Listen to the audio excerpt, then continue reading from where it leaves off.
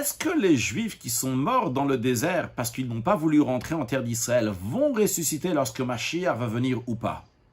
Dans le traité Sanhedrin, on retrouve un désaccord entre Rabbi Akiva qui dit qu'ils ne vont pas ressusciter et Rabbi Eliezer qui dit qu'ils vont oui ressusciter.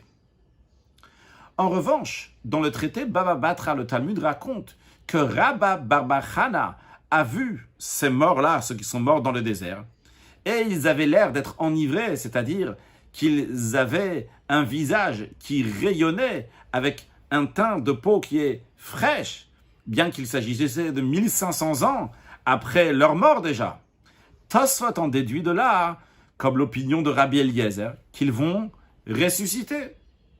Le Rabbi explique qu'on peut très bien dire que, et d'après Rabbi Akiva, et d'après Rabbi Eliezer, ils vont ressusciter. La seule question, c'est comment ils vont ressusciter. C'est-à-dire, il y a une option de dire que la résurrection se fait avec un os du corps qui ne peut jamais être anéanti. Cet os s'appelle le Etzem Luz.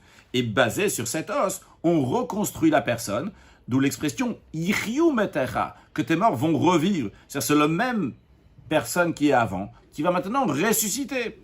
Une deuxième manière, comme on peut voir les choses, lorsque la personne meurt, elle se décompose totalement. Tout ce qui se reste, on appelle un tarvad afar, donc il reste juste un peu de terre, de quelque chose, de ce qui s'est décomposé. Et basé sur ça, Dieu le mélange avec de la terre, comme on mélange donc de la pâte et on met de la levure pour faire gonfler tout le reste. Et basé sur ça, donc la personne va ressusciter. D'après cette deuxième option, la personne est totalement décomposée et on fait un nouveau corps ici. C'est pas juste faire revivre quelqu'un, un nouveau corps.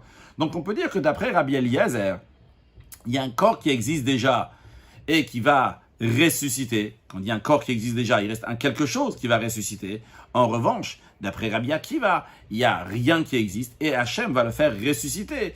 Mais ce n'est pas ressusciter un mort qui existe déjà, mais c'est faire quelqu'un qui est entièrement nouveau. Que Dieu fasse que très prochainement, on va mériter à la résurrection des morts après la venue de Mashiach now.